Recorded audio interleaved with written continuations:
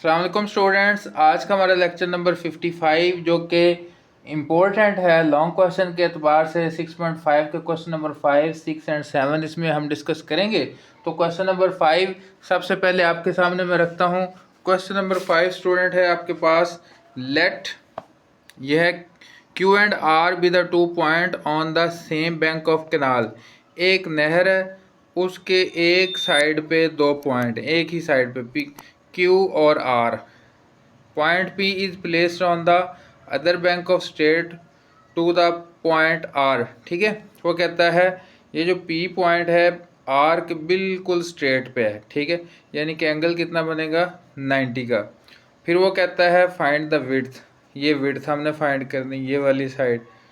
ठीक है, of the canal and angle P Q R.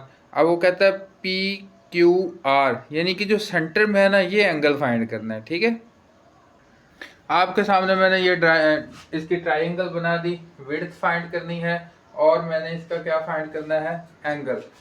अब यहाँ पे मैं आपके सामने लिखता हूँ, सबसे पहले मैंने क्या फाइंड करना है, विड्थ। यहाँ पे मैं लिख देता हूँ फॉर विड्थ। विड्थ के लिए मैं क्या करूँगा, यूज करना है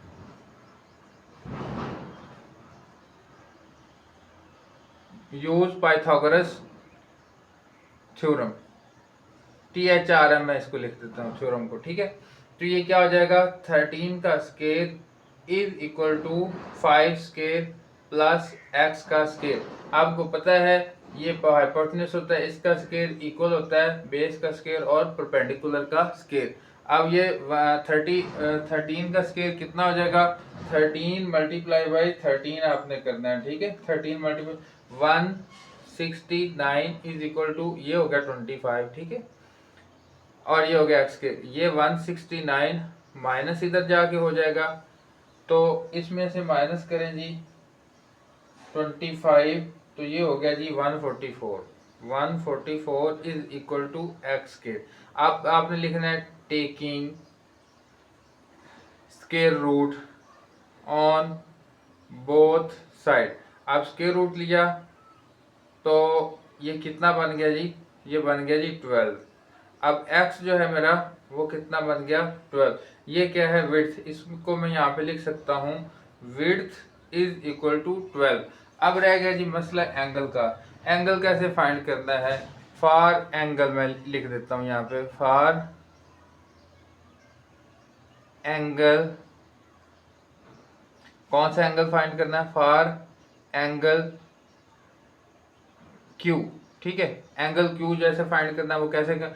अब यहाँ पे ध्यान करें, मैं साइन थीटा भी लिख सकता हूँ, कोस थीटा भी लिख सकता हूँ, इसमें कोई हार्ड एंड फास्ट रूल नहीं है, जो मेरा दिल करेगा मैं वो लिख दूंगा। ठीक है, अब मैं यहाँ पे लिख देता हूँ जी साइन थीटा की बजाय मैं क्यू लिख देता हूँ, क्योंकि ये क्यू पे है। मैं थीटा भी लिख सकता हूँ, कोई इसमें मसला नहीं रहेगा। मुझे आसान लगा कि अगर मैं क्यू लिखूंगा तो वो स्पेसिफिक हो जाएगा कि मैंने एंगल क्यू फाइंड करना है। ठीक हो गया, तो एंगल हो गया जी क्यू फाइंड। अब साइन थीटा क्या होता है, परपेंडिकुलर ओवर हाइपोटेन्यूज। तो एक्स मैंने कितना निकाला था, 12 निकाला था, तो 12 ओवर 13 हो गया। अब क्यू एंगल जो है इज इक्वल टू हो गया साइन इनवर्स 12 ओवर 13। अब इसको मैं कैलकुलेटर से आपको करके दिखाता हूँ कि कैलकुलेटर से कैसे होना। स्टूडेंट आपने दबाना है जी शिफ्ट, फिर दबाया साइन, अब दबा लो जी ब्रैकेट, 12 डिवाइडेड बाई 13, ब्रैकेट करो बंद, इक्वल का बटन दबाओ। समझ आ गई बात कि नहीं? तो इक्वल का बटन दबाने से कितना आ गया 67.38। तो ये हो गया 67.38 की बजाय मैं लिख देता हूँ वो, राउंड ऑफ कर देता हूँ। ठीक है, तो इसका जो एंगल है, इस एंगल क्यू वो भी आपके सामने फाइंड हो गया। वो कितना है 67.38 की बजाय मैंने कितना राउंड ऑफ करके लिख दिया, 4 लिख दिया। अब नेक्स्ट है जी, ये जो एंगल हमने डिग्री में निकाल लिया है, इसको हमने कन्वर्ट करना है रेडियन में। तो रेडियन में कन्वर्ट करने का आपको मैं पहले भी मेथड बता चुका हूँ, जो मेरा लेक्चर नंबर 46 था उसमें भी। तो यहाँ पे आपको दोबारा बता देता हूँ। तो मैं करूँगा 67.4 को मल्टीप्लाई पाई बाई 180। कोई नया मेथड नहीं बता रहा, यही मेथड, एक ही मेथड याद कर लो, जहाँ जहाँ ज़रूरत पड़े इसी को ही आपने यूज़ करना है, ठीक है। अब इसको कैसे करना है मैं आपको बताता हूँ। इसको इससे डिवाइड कर लो, पॉइंट में जो आंसर बनेगा तो उसको इससे मल्टीप्लाई कर लो, ठीक है। तो मैं क्या करूँगा 67.4 जो पाई है, क्योंकि अभी मुझे डायरेक्ट रेडियन में चाहिए, पाई वाला नहीं चाहिए, तो पाई की वैल्यू में कितनी लिखूँगा 3.14159, ठीक है, ओवर 180। अब इसको सीधा सीधा कैलकुलेटर से सॉल्व कर लो, तो ये आपका किस में आ जाएगा जी, रेडियन में। अब ये पॉइंट में आंसर आया 1.176 सोन, ये आगे मूव कर रहा था, तो मैं क्या करता हूँ इसे राउंड ऑफ कर लेता हूँ। ये 7 के बाद नेक्स्ट 5 से बड़ा है तो मैं इसको एक मूव करा दूंगा, ठीक है। 7 की बजाय कितना आ गया 8, 1.18 रेडियन, ये रेडियन में इसका आंसर आ गया। एक बात आपने ध्यान में रखनी है, अगर तो क्वेश्चन जो बोर्ड में आते हैं ना वो इस तरह से नहीं आते, वो इस तरह से आते हैं कि अगर वो ये कहता है कि मेरा जो आंसर है वो डिग्री में होना चाहिए तो फिर आपने ये नहीं करना, समझ आ गई बात। अगर वो कहता है कि आंसर मेरा रेडियन में आना चाहिए देन आपने आगे वाला ये वाला स्टेप करना है, अदरवाइज़ नहीं करना। क्योंकि आपको ये पता होना चाहिए बोर्ड में जो क्वेश्चन होते हैं वो जो जो पूछा जाए उतने उतने हिस्से के मार्क्स होते हैं, ठीक है। अगर आपको जितना पूछा गया उतना आपने जवाब दिया, आपको फुल मार्क्स मिलेंगे। क्वेश्चन नंबर 6 में आपके सामने ये डायग्राम 2 ट्रायंगल्स इकट्ठी बनी हुई हैं। इन इकट्ठी ट्रायंगल्स को वो कहता है कि सॉल्व करके ये जो एक्स है ना ये फाइंड करें। अब इस क्वेश्चन के अंदर इन ट्रायंगल के अंदर ये वाला एंगल 90 है, इस दूसरी ट्रायंगल के अंदर ये वाला 90 है। अब ये 17 दे दिया, ये उसने 10 दे दिया। देखो अब यहाँ पे एक बात समझो, एक ट्रायंगल के अंदर दो चीज़ें हों तो फिर मैं तीसरी चीज़ फाइंड कर सकता हूँ, ठीक है। इस ट्रायंगल के अंदर एक चीज़ है, दूसरी भी नहीं है, तीसरी भी नहीं है। अब इसमें अंदर x कैसे फाइंड कर सकता हूँ, इसका मतलब ये है इस ट्रायंगल को यूज़ करके अगर मैं ये वाली लेंथ पहले फाइंड कर लूँ देन मेरी ये वाली लेंथ फाइंड हो जाएगी। तो इस ट्रायंगल को मैं क्या देता हूँ 1 और इसको मैं क्या देता हूँ 2, सही हो गया। अब ये मुझे याद रहेगा कि 1 कौन, मैं पहले कौन सी सॉल्व कर रहा हूँ तो बाद में कौन सी सॉल्व कर रहा हूँ। अब मैं यहाँ पे लिखता हूँ इन ट्राइएंगल 2। अब इसको मैं 2 अपनी मर्जी, अगर आप ये 1 और 2 ना भी लिखे ना तो कोई मसला नहीं है, ठीक है। ये कोई हार्ड एंड फास्ट मैं अगेन बता रहा हूँ रूल नहीं है, मैंने अपनी आसानी के लिए अपनी याद के लिए ये मैंने लिख दिया। बात समझ आ गई कि नहीं? हाँ जी। अब इस ट्राइएंगल 2 के अंदर क्या है, इसको मैं कोई भी पॉइंट कह देता हूँ। सपोज करें मैं इसको, ये सी के सामने है तो स्मॉल सी कह देता हूँ, ठीक है। अब ये क्या है, ये परपेंडिकुलर वाली साइड है और ये बेस है। अब ये वाला इसका क्या है, हाइपोटेन्यूज है। उर्दू में अगर कहूँ तो ये अमूद, ये कायदा और ये वाला वतर। इसका मतलब क्या है, 17 का स्केयर इज इक्वल टू होगा 10 का स्केयर प्लस सी का स्केयर। बात समझ आ गई? हाँ जी। अब आगे कैलकुलेटर की बारी आ गई। कैलकुलेटर से 17 मल्टीप्लाई बाई आपने करना है जी 17, तो क्या आ गया 289।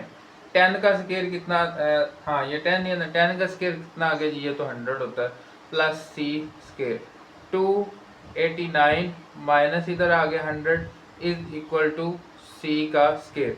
तो ये कितना हो गया जी 189। हाँ जी, ये 189 इज इक्वल टू सी का स्केयर। अब क्या करना है, टेकिंग, मैं यहाँ पे लिखूंगा taking square root on both side. तो मैं क्या लिखूंगा 189 का square root is equal to C का स्केयर रूट। अब मैं अगर इसका स्केयर रूट में 189 का डालता हूँ तो ये पॉइंट में आंसर आता है। अब जब ये पॉइंट में आंसर आ गया तो फिर मैं इसे डायरेक्ट तो नहीं कर सकता, मैं इसको दूसरे तरीके से करूँगा। अगर मैं इसको यहाँ तक भी छोड़ देता हूँ तो कोई मसला नहीं है, क्यों? क्योंकि ये जो मेरा सी था ये मेरा इतना रिक्वायर्ड नहीं था फाइंड करना, ठीक है। इसलिए मैं इसको अकेला सी ही लिख देता हूँ। ये है जी 189 का स्केयर रूट। मेरा जो टारगेट है वो तो एक्स है। अब ये दूसरी ट्राइएंगल, अब यहाँ पे मैं लिखूँगा इन ट्राइएंगल 1। अब 1 के अंदर क्या होगा, ये क्या चीज़ बन गया, अब ये ध्यान रखना है, ये तो बन गया है, क्या बन गया, ये हाइपोटेन्यूज बन गया। इसको मैं कह देता हूँ मूव ये परपेंडिकुलर, और ये इसको मैं कह देता हूँ बेस। तो मैं क्या करूँगा जी, 189 स्क्वायर रूट का स्क्वायर इज इक्वल टू होगा 8 का स्क्वायर प्लस x का स्क्वायर। अब ये इसको ये स्क्वायर रूट से कट जाएगा, तो ये बन जाएगा 189, 8 का स्क्वायर कितना 64 प्लस x का square. 189 minus 64 is equal to x का स्क्वायर। अब 189 माइनस करें जी 64 से, तो कितना आ जाएगा 125 इज इक्वल टू x का स्क्वायर। अब यहाँ पे मैं अगेन लिखता हूँ taking square root on both side. अब 125 का स्क्वायर रूट उर्दू में क्या लिखेंगे भला, उर्दू में बताएं जी, दोनों तरफ जजर लेने से। बात समझ आ गई, उर्दू में कैसे लिखेंगे, दोनों तरफ जजर लेने से। अब दोनों तरफ मैंने जजर ले ली, ये इससे कट जाएगा, तो 125 फिर वही वाली बात आ गई, ये देता है जी आंसर किस में देता है जी, पॉइंट में। तो 125 को इधर रखें, इसको इधर ऐसे ऐसे सॉल्व कर रहे हैं, 5 2 10, 5 5 25, ठीक है, टेबल पढ़ लें, 5 5 25, 5 ये है, ठीक है। ये हो गया जी 5 का स्क्वायर 5। अब ये इससे ये एक 5 बाहर आ जाएगा और एक 5 ये अंदर ही रहेगा। ये हमारा x जो हमने फाइंड करना था ये हमारे सामने आ गया। क्वेश्चन नंबर 7 है, if the ladder is placed along the wall such that the foot of the ladder is 2 metre away from the wall, if the length of the ladder is 8 find the height. Question में ये कह रहा है, ladder कहते हैं सीढ़ी को, एक सीढ़ी दीवार के साथ इस तरह से खड़ी है कि उसके 2 मीटर जो है ना उसके पाँव वो दीवार से दूर निकले हुए, ठीक है।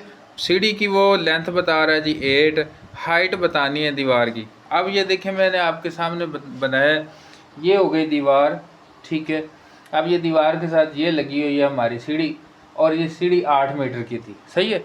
अब ये दीवार से इसके पाँव जो है ना 2 मीटर बाहर निकाले हुए हैं, ये 2 मीटर हो गए। हाइट फाइंड करनी, क्या ख्याल है, ये ट्रायंगल नहीं बन गई, यहाँ पे आ गया एंगल, कौन सा एंगल आ गया 90 का।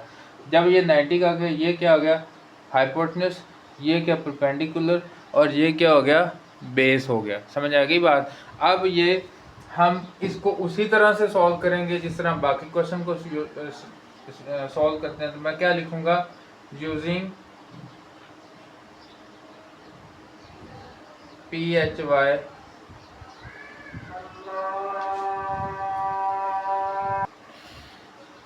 पाइथागोरस थ्योरम यूज हो गया, ठीक है जी। इसका स्क्वायर इज इक्वल टू हो गया इसका स्क्वायर प्लस इसका स्क्वायर, ठीक है। ये पाइथागोरस थ्योरम मैंने लगा दिया। 8 का स्क्वायर कितना 864, और ये 4 हो गया, h स्क्वायर ये इधर माइनस हो गया 60, taking square root on both side. अब ये हमने कैलकुलेटर से डायरेक्टली सॉल्व कर लिया, तो ये कितना आंसर आ गया, ये आपने स्क्वायर रूट दबाना है 60 लिखना है, तो ये आंसर बन गया 7.75। ये मैंने राउंड ऑफ करके लिखा है, ठीक है। तो ये रिक्वायर्ड हाइट होगी। तो उम्मीद करता हूँ ये लॉन्ग क्वेश्चन है, बड़े ही इंपॉर्टेंट हैं, आपको अच्छी तरह से समझ में आ गए होंगे।